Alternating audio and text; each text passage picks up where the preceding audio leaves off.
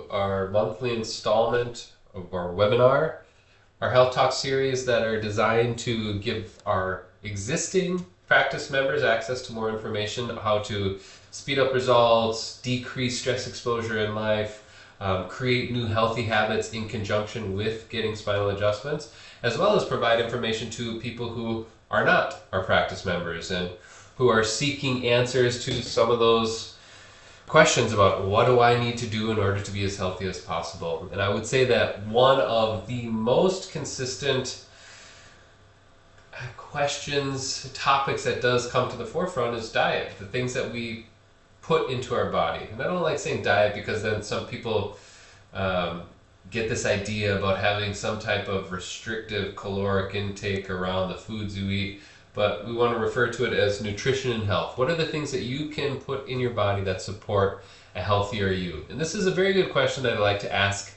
people is, are the habits that you have contributing towards a healthier you or a sicker you? And I think it's a good filtration thing. And sometimes you want to partake in some type of activity that might not be the most healthy activity, but you get some camaraderie or enjoyment out of it. But you have to realize that it may be deleterious or negatively affecting your overall health. And the same thing when we look at nutrition and the things that you put in your body. It's a good thing to think about as you're putting something, eating something. Are there healthy calories in this? Are there vitamins, nutrients, and minerals that can support the healthy replacement of the dead and dying cells in my body? Because you have cells that are consistently dying off. The human body, everything that you see within 1 year is going to be brand new, except for your enamel and your teeth. If you take care of it, they will last your entire lifetime. And then some tissues in the body, neurological tissues, also last a lifetime. But skin sloughs off every 3 months, stomach lining sloughs off every 5 to 6 days, liver cells replacing every few weeks, months. And these cells, as they're dying off, they need healthy cells to replace them. A great way to ensure that your body has the best chance to replace those cells with healthy cells is to provide the proper building blocks, and we do this through nutrition. So when people are having dietary problems, let's say if it's like, well, I can't take this food, or I get gassy and bloated, or I have certain aches and pains in my digestive tract with certain foods, then we start to look at what could be the potential problem. So oftentimes our health is framed around a problem or a symptom, and we start to tweak our lifestyle or our habits in order to help with the symptom. But in reality, it is something that you can do even if there isn't the presence of symptoms. Fine-tuning what you put into your body will help you down the road ensure for a much healthier lifestyle and decrease pain, symptoms, and other things of the life. So let's get into the first one component that I really want to address and talk about. Oftentimes people will give a little bit of credence to the idea that, well, my genes, I'm born with my genes, and therefore I'm predisposed to getting certain type of disease because my parents have it. And that might be with certain allergies or certain types of autoimmune disorders and things of this nature. There definitely is a genetic predisposition, or having certain gene markers can increase the likelihood of having certain types of diseases. But we also know that your environment plays a huge role. There is this, you have to have certain environmental triggers that then cause a gene to express a certain type of disease process. And so that has been becoming abundantly more clear in recent day and age, where we're seeing this dramatic trend of our current modern society, where we're seeing an increase in a bunch of these lifestyle diseases: obesity, diabetes, heart disease, Alzheimer's. They have these dramatic increases over the past 10, 20, 30, definitely over the 50 to 100 years. And one of the major things that has changed in that time is how and where we get our food. If we look at the human nutritional evolutionary timeline, which it goes very much in line with how we live and societal, the changes in society over the past century have dramatically changed. And you'll notice this with technology as well. In the past 20 years, it's increasingly rapid, the rate of change. So something that started to happen with human beings the biggest change was about 10,000 years ago with the development of agriculture. We could farm things. There's a great book called Guns, Germs, and Steel, or Sapiens. These books talk about the massive change into human beings that were more hunter-gatherer type species when we began to be stationary and grow crops and get food from this way. It allows us to develop more cultural aspects of homesteading, tool. We had a major advent or growth in the use of tools at that time, and then it just started to drastically change over the last 10,000 years. But what also happened during that time when we were farming for agriculture and getting our food sources from that, there was a shift in the style or the amount of macronutrients from, if you're looking at carbohydrates, fats, and protein. So if you're a hunter-gatherer type of society, like human beings were for thousands and thousands of years, tens of thousands of years, your diet is mainly high in protein, where you're hunter-gatherers, you're hunting for your food, and then fats, so healthy fats and protein, and then grains or carbohydrates were left to fruits or stuff that were foraged as we were kind of foraging and moving through land. But that changed when we started to develop agriculture. There was a large shift from this heavily protein and fat-based diet into a large carbohydrate style diet, because it's easier to grow crops than it is to farm other animals. Now, there are currently farms for pretty much any living food source that you can think of: chickens, pigs, cows, where they're finding ways to grow these animals in not the best of conditions. But the other thing that we're finding with the animals that are grown in those conditions, they're a lot higher with certain diseases because they're living so closely together. The meat might not be as nutrient dense because they're not getting certain type of movement and exercise or the things that they are eating. So this huge change over the nutritional evolutionary timeline has started to then play a role into the expression of certain disease symptoms. And this can come from the slide that I had up there before. I'll go back to it. This increase of obesity, diabetes, heart disease, Alzheimer's, inflammatory diseases on a major rise. And this is cardiovascular disease, heart disease, and then some of these other cognitive disorders of dementia and Alzheimer's have been linked to these changes in diet. And some of the most promising research around these specific disease is around how we can influence our lifestyle and habits to then reverse this trend, to actually have these diseases drop simply by paying attention to what we're putting into our body.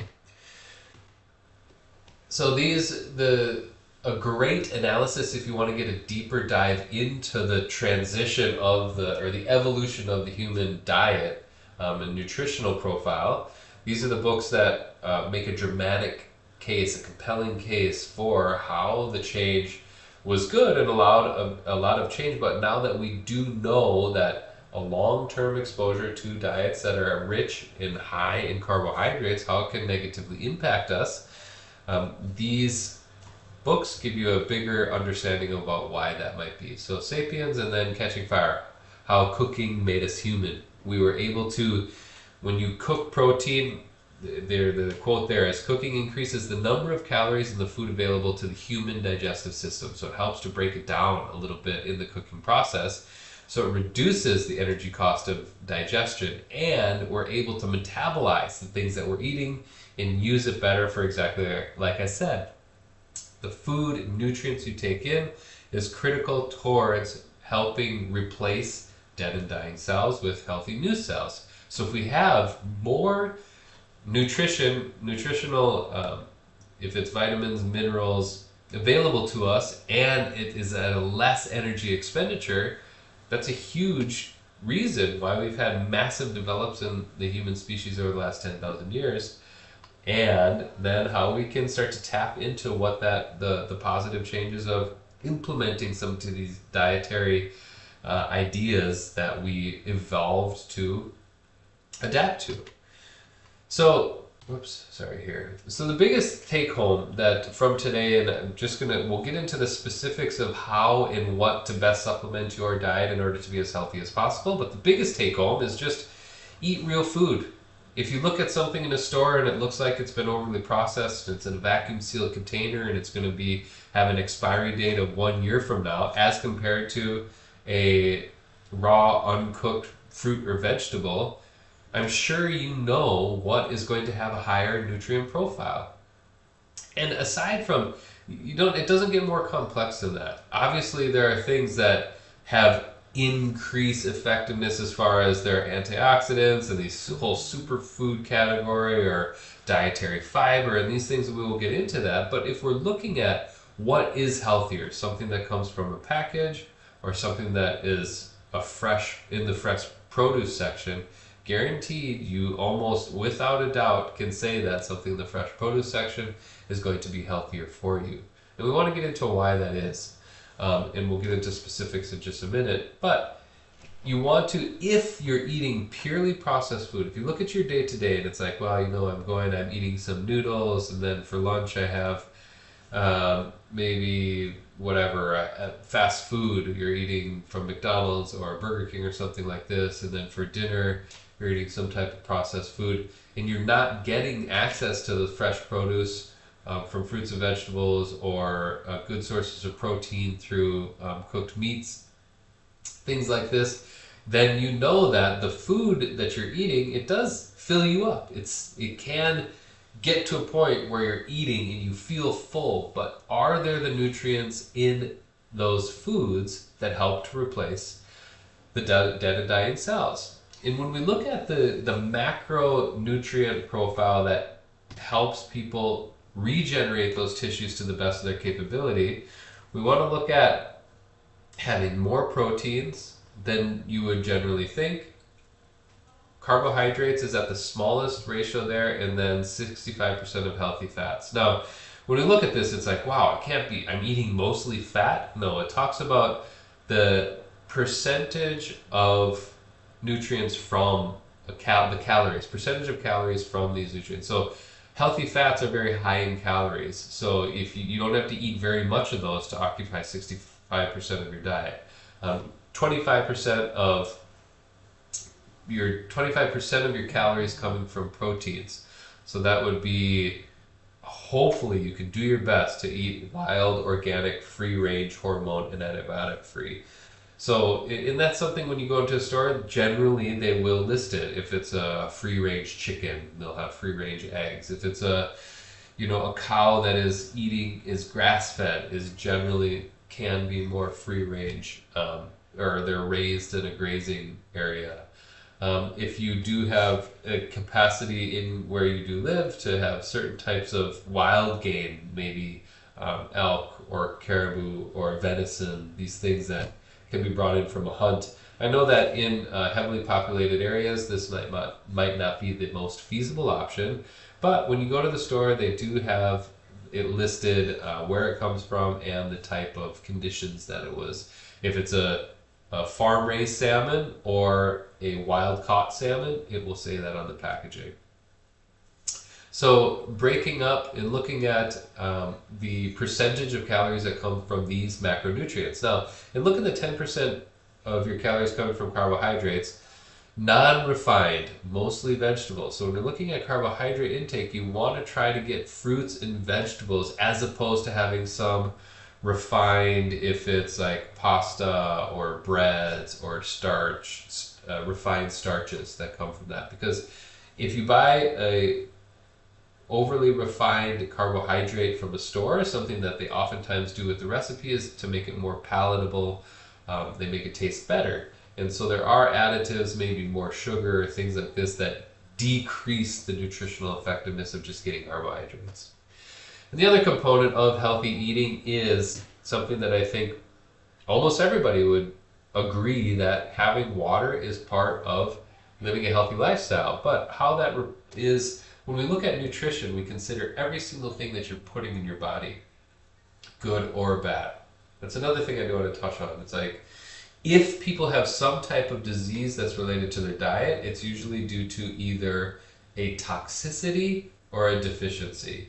So you're deficient in something, saying certain types of vitamins or minerals, so your body cannot perform a function optimally, so you start to show symptoms, or toxicity, you're having too much of something. Maybe if it's too much sugar in your diet can disrupt the endocrine system. It can make you insulin resistant. That can change how your body hormones function, to leading to these massive up cycles and then crashing and down and feeling tired, disruption of your circadian rhythms, things like this. So getting water in your diet is extremely important. Blood is 90% water. Water aids in digestion. It helps with weight loss and joint health. The cartilage in your joints is made up of mostly water. And moving those joints through a healthy range of motion, particularly when you're fully hydrated, is one of the best possible things you can do to maintain the overall health of the joint. One thing you can do to get around just drinking as much water as you can through the day is look for foods that have a high water content. The foods that we have pictures of here, that super asparagus, the strawberries, watermelon, obviously, cucumber is high in water.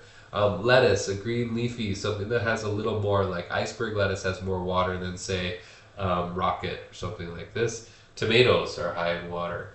Celery has a lot of water. And think about anything that you can put into a juicer and extract a bunch of juice, that also has a high water content. The thing about eating or drinking juice, let's say orange juice. Orange juice has a very high sugar content. Oranges are very sweet. So if you're squeezing like 6 oranges to make an orange juice, there's so much sugar in that it almost offsets the positive vitamins and minerals that you're getting from the orange. So eating an orange is better than juicing it. You're getting the white part of the peel. It has bioflavonoids. It can help with metabolizing certain vitamins and minerals that you're getting from the orange. So healthy, when we look at the macronutrients, again, I'll go back to this, looking at splitting it up between proteins, healthy fats, and carbohydrates. When you think of healthy fats, think of avocados or nuts or certain animal fats that can be healthy, and your body does need fat in order to function optimally. And then getting water. So then we're talking about, that's things that you can look at adding to your diet. Then we want to try to figure out what's things that we can start to restrict that will decrease the tax on our body from consuming it. And the biggest thing is going to be sugar. Finding ways to, like if you go into 7-Eleven, you look at the drink cabinets, the coolers in there, almost everything in there has high sugar content. If you look at the nutritional facts, the profile of the drink, there is so much sugar in all of those. It's like you even in the low sugar options, even if it's at 0 carbohydrates, they have some type of additive or sweetener in it. So it's important to, if you're not getting water, trying to find ways, if you're getting your fluid intake from either sodas or coffee or like a drink from a convenience store, it's likely that you are getting a lot of sugar in your diet that comes from either high fructose corn syrup, cane sugar, or it doesn't matter what it is. So you want to figure out how you can start to substitute those sugary, fizzy drinks for something that can help to support a healthier you. And if you do go to, let's say, a convenience store like 7-Eleven, they do have some options, like at Pecori Sweat, the electrolyte drink, can get the less sweet version. 100 Plus, as well as 100 Plus has a reduced sugar drink that's excellent, and it has sodium chloride and potassium in it. That's great for an after sport drink to help replace those electrolytes that you've lost. And looking at certain fruit juices as well. If you do get a fruit juice, make sure some of the base juices I mean, most of them are going to be apple, pear, orange, because you can extract a lot of juice out of those. They are also high in sugar content. So try and get it mixed with some type of vegetable. So that's an ABC is very good. That's apple, beetroot, and carrot. If you're getting some type of green drink, they'll have the base as the green apple. They might have celery, cucumber, and maybe like a mint or something else. But finding juices that have also a vegetable component, because then you're not only getting the good carbohydrates from it, you're getting some dietary fiber as well, and the nutrients from the green leafy vegetables. And that's one thing we want to get into as far as picking vegetables.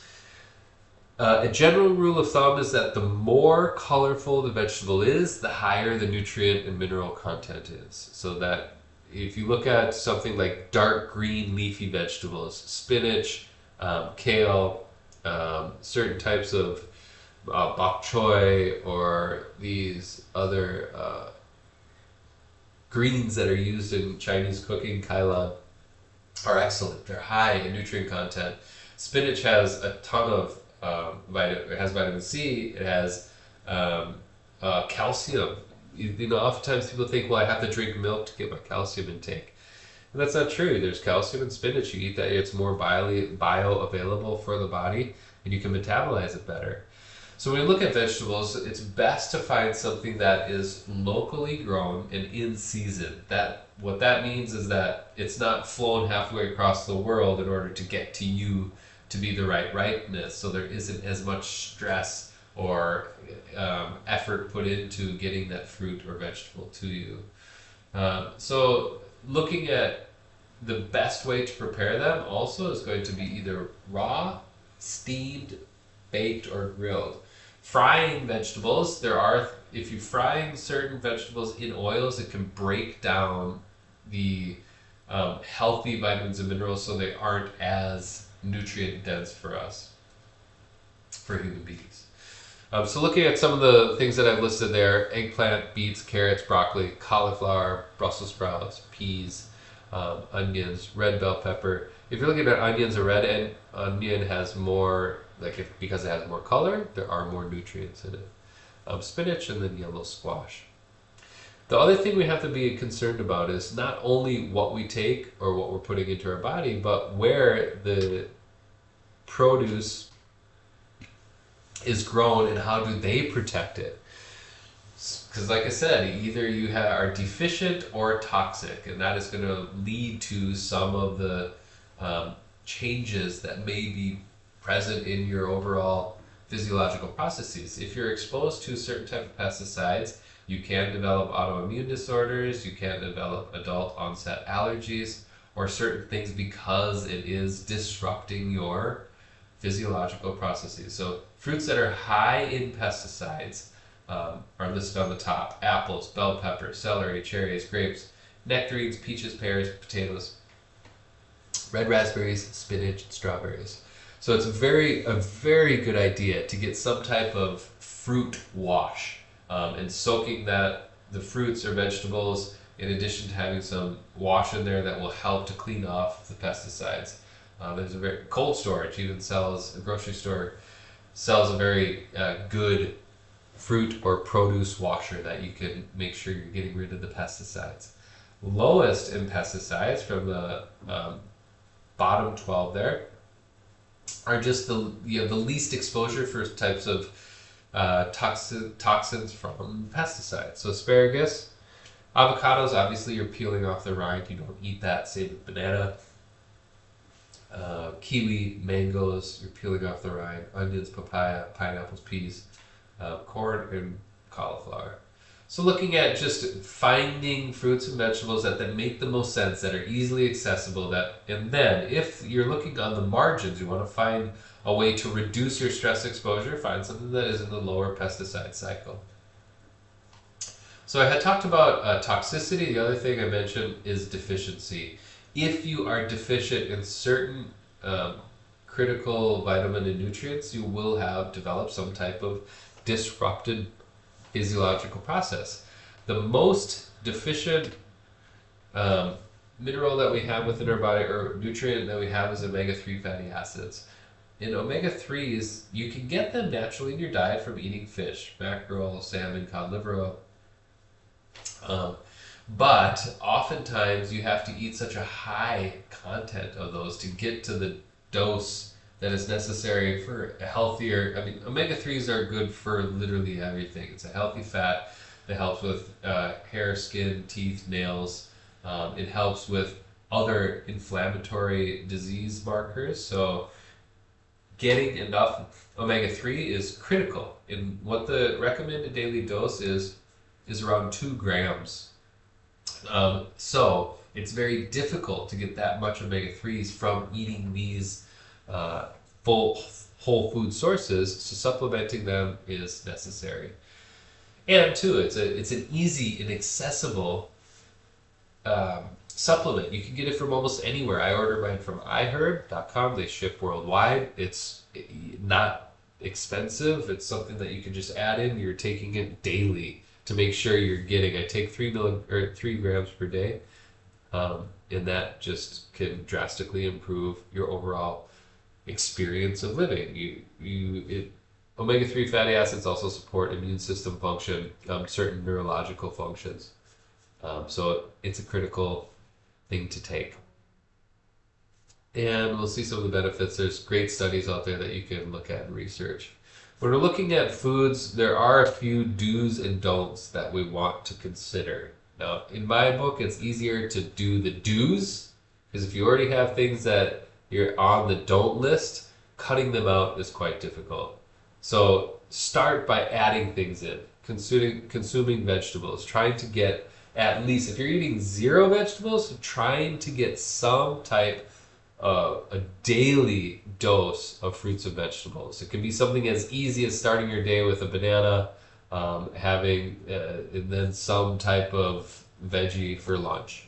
Doesn't have to be a lot, but you have to start with it. Do your best to consume organically grown products. They will limit pesticide exposure. They're generally non-GMO, so they put less stress and strain on the system when you're digesting them. Do your best to consume healthy fats. Healthy fats are, like I said, from nuts, avocados, certain animal fats. And then do your best to supplement as needed. Taking supplements, I think the two non-negotiable that everybody I think should supplement would be vitamin D3 and then omega-3 fatty acids. Just because vitamin D comes from the sun, there are you need to spend daily, get into the sun daily for you to have enough vitamin D in your system. So supplementing it is very easy. So we look at that list of don'ts. Obviously, don't consume chemicals, but it's not as simple as like, don't go to the chemical counter and drink some bleach or something like this. But try to figure out what your pesticide exposure is from certain vegetables, where the farms that they come from. It takes a little bit of research, but if you're really looking to get positive changes on the market as possible, don't consume unhealthy fats. So this would be fats that come from frying in, vegetable oils or certain seed oils they break down certain foods, so there aren't as many bioavailable nutrients in the food, but also then it can be disrupting our digestive tract and other processes within the body. Do your best to not consume processed foods. Again, processed foods are hyper palatable and they lead towards these addictive tendencies. If it's like, oh, I have this specific bag of chips or this donut that I just love, whoever created that product found a way to tap into your neurology, and you have this addiction based on the flavor profile that they have created for you. So you can break that by just cutting out these highly processed foods. And do your best not to consume genetically modified foods. They put more stress into the system. So when we're looking at healthy fats, in something that is also high in essential fatty acids, certain antioxidants and enzymes are nuts. The most nutrient dense nut is going to be a macadamia nut, but you can utilize almonds, cashews. All of these do have high energy source. They're high in proteins. They have high in healthy fats. Um, One thing, oftentimes people in this discussion, they'll talk about peanuts, but peanuts are a legume. They're not a nut. They're grown in the ground. They do have aflatoxins, which can create or have some type of allergies in people. So it's good to have something that can be toxic to so many people, just to stay away from it. It can be a disruptor inside your body. And also healthy fats. When we're looking at healthy fats, you have animal fat, butter, coconut oil, dark roasted sesame oil, marine oil. So this comes from your cod liver oil, and other fish oils, olive oil, and then palm oil. So these are fats that do have some positive health benefits, and it's good, like I said in the beginning, there's a 65% of your caloric intake can come from fats, and it can be healthy for the body. Now, when we're looking at how to refine, pro tips on diet and what you can do in order to, again, not only help when you're in times of sickness or disease, but start to change these little things over time so it can become a lifestyle. A diet is such to me, it's such a tricky word, because when people are doing a diet to lose weight, it's something that will eventually stop. Well, I've achieved my weight, I'm going to stop the diet.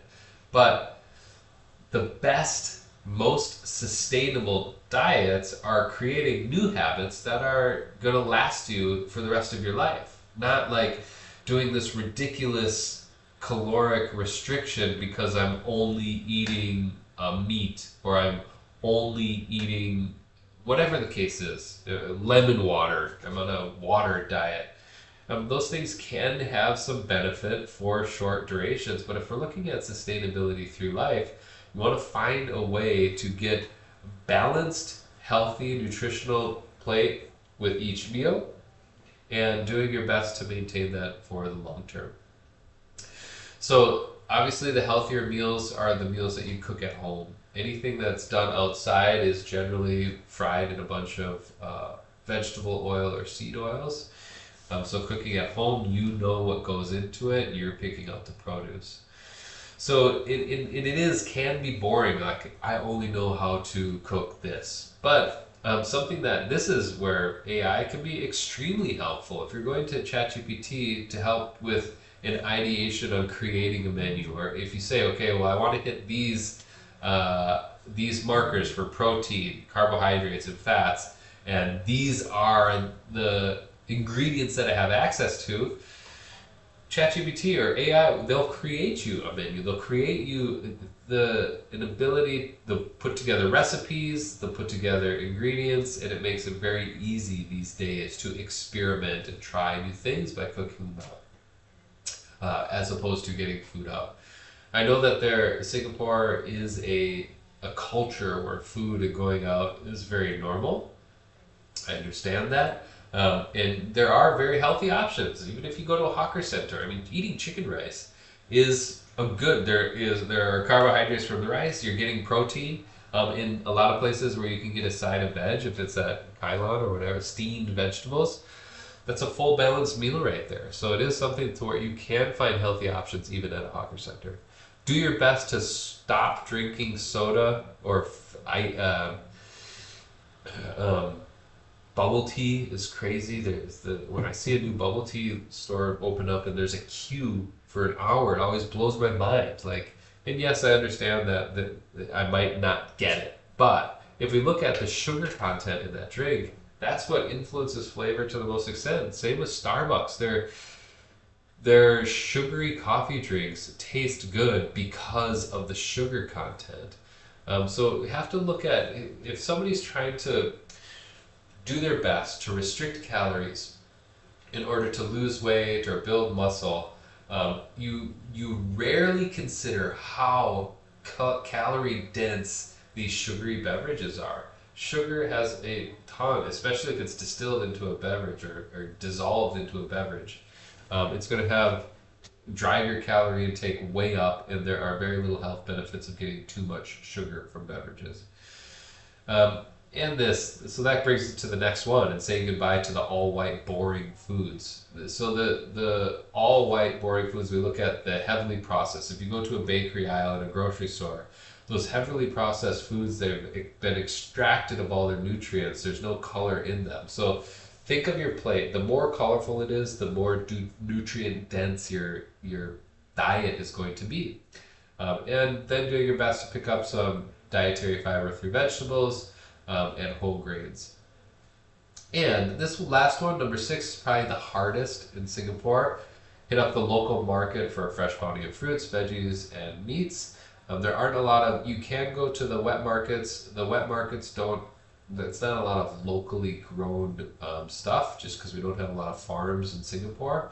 However, you can go and you do a little bit of work and find these areas to where you can get, there are some farms, the Kranji farms in Singapore, but there are some good sustainable and organic stuff that comes out of New Zealand or Australia, and even some stuff from Malaysia. So you can check those out as well. So again, these pro tips are on the margins, what you can do to refine just a little bit. The other thing too is getting back to this idea of 3 meals a day and not snacking so much a day. Your digestive system does need a break. You eat a big meal, it extracts a bunch of nutrients, and then as it goes through your large intestine, or the small intestine, into the large intestine, extracting nutrients, that is a tax on the system. So if you break that up with the 3 even meals, breakfast, lunch, and dinner, it does provide your body ability to recover from those digestive moments. And then the component of like chiropractic, how chiropractic assists in this whole process, digestion, nutrition, getting the most nutrients out of your body. Well, the one thing is to look at is what is the system of your body that controls everything, including your digestive system. Your digestive system is highly innervated with neurons that are in direct relationship and communication with the brain. So the nervous system is responsible for coordinating that. And there is, if all of these processes, these biological, physiological processes, ingestion, mechanical breakdown, chemical breakdown, absorption, transportation, all of this stuff is coordinated and regulated by the nervous system, which is housed in the spine. So taking care of, oftentimes we think about, oh yes, posture is important because of the aesthetic. I should sit up straight because that looks better. But the reason that it is also more beneficial because the health of your spine directly impacts the overall health of your nervous system. The nervous system and the little nerve rootlets. If you look at this slide, you can see C1, all the cervical vertebra, C1 to C7, and the nerves that those, the organs that those nerves supply. And then in the thoracic spine, from T1 down to T12, the nerves and the organs those supply. And then what can be possible symptoms that show up. So the nerves that come through the mid-back, that all goes through the digestive tract. You can see T4, T5, T6, gallbladder, liver, stomach. Then you started to get into the lower thoracic spine, and that's the small intestine. The large intestine, that starts to go into the lumbar spine. So if there are areas of the spine that are stuck and restricted and it's changing the signal that comes through that nerve rootlet, there's no possible chance that your body is going to be as healthy as it can be. So taking care of your spine is directly related to your overall physiological function. Now, I'm not saying that getting adjusted is going to take away your IBS or it's going to cure your diabetes. But what I am saying is that it makes sense that the healthier your spine is and the better your nervous system works, the healthier you are going to be, the more resilient you're going to be. Because if those joints get stuck and prevent communication through that nerve, that is called a subluxation. A misaligned bone creating pressure on the nervous system, which disrupts normal physiological function. So that's what we do with chiropractic. We identify where those misalignments are to optimize nerve function, that communication pathway, through correcting spinal alignments, which then connect that brain-body connection. If your brain has the capacity to communicate all that it needs to out to the body, and the body communicates what's happening in the environment back up to the brain, that helps you to be as healthy as possible. And that's what we're here to support. Yes, of course, we want to provide information and education about ways to improve your overall health through healthier habits, but getting spinal adjustments can be something that just raises the potential for positive outcomes because your body is working better. So obviously, if you're already a practice member, we're very happy to have you. We look forward to seeing you at your next adjustment. For anybody who is interested, we're always available to check out and see how you might be able to optimize your health with getting your spine checked and optimizing nerve function. So I appreciate your time, taking the time during your lunch today to sit and listen to some information. You can follow us on Instagram, where we have links to our YouTube channel and other things that provide information to some of our previous talks and other tips and tricks on how to manage some of the most common symptoms that we do see.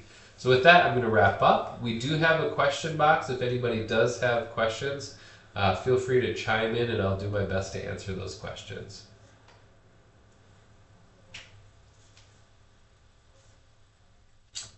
I don't see anything popping up there. So with that, I'm going to log off. And we'll look forward to seeing you at the next webinar next month. Or you can come to our in-person workshop, which we're doing in 2 weeks here at our Joo Chiat location.